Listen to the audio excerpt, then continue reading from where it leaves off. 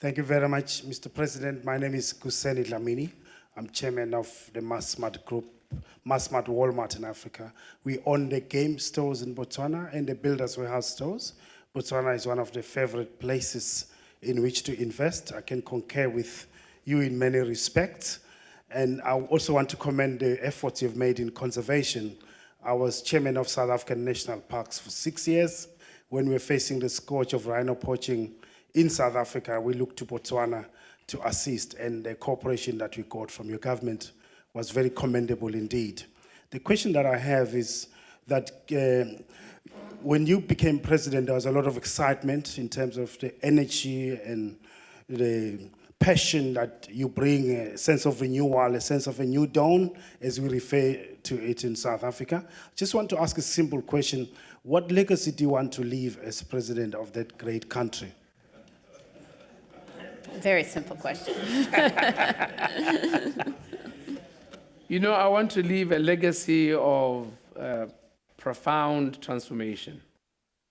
I would like to look back, hopefully 10 years later from the time I assumed office, and objectively be able to say and evidence that there were great leaps going forward. Of course, that depends on a whole number of factors. So I am committed in my term to unlock any locked door, to remove barriers, to energize, but more than anything else, to put my own citizens, people at the center of what we do. So there's no way I'm going to leave them behind. And success for me will be measured by the just changes in the quality of their lives. Can I follow up on that, Mr. President? Because as you allude to, there's a great deal of economic inequality in Botswana. The government makes laudable investments in health and in education, tremendous amounts of the budget that are invested. So it's one of the top in the world on those indicators. But the HIV/AIDS pandemic that has hit Botswana so hard is in some ways hard to see these days because your government has done such an extraordinary job of getting those who need antiretroviral drugs, those drugs. And I think you're second to none still in stopping mother-to-child transmission. It's amazing. But the cost to Botswana of that much of your population on these drugs for the rest of their lifetimes, when I used to look at the out years, it's pretty crippling. So how are you going to do all the things you want to do for economic diversification, empowerment, inclusive growth, while you have this constant drain on the national budget that is commendable and laudable, but really hard to get out from under? How does Botswana turn the page on that?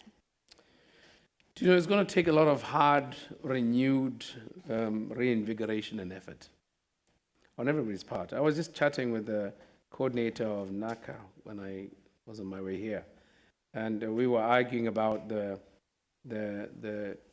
meaningfulness of the drop in the incidence rate, and he seemed a little more, you know, hopeful than I.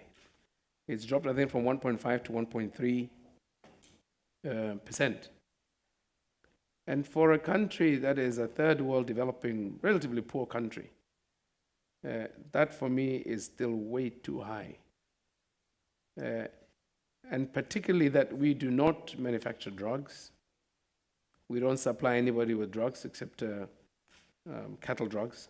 I mean, you know, for foot and mouth, or as you call it here, hoof and mouth. And so this is a constant drain on our resources.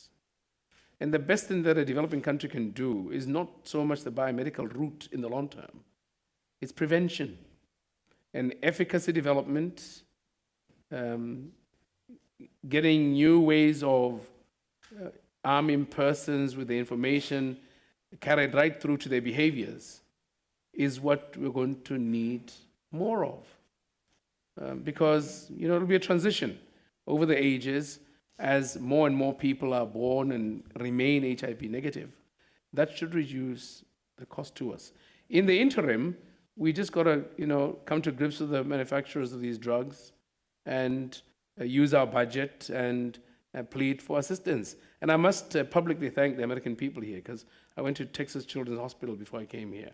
And I just brought buckets full of thank yous to them, because, if it had not been what President Mokgweetsi did, and the response came from Bristol Myers Squibb and Texas Children's Hospital, etc., and the Harvard AIDS people, I may not even be here as your president. I mean, as the president of Botswana.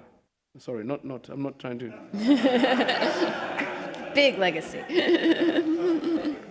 Please, let this stay in this room only.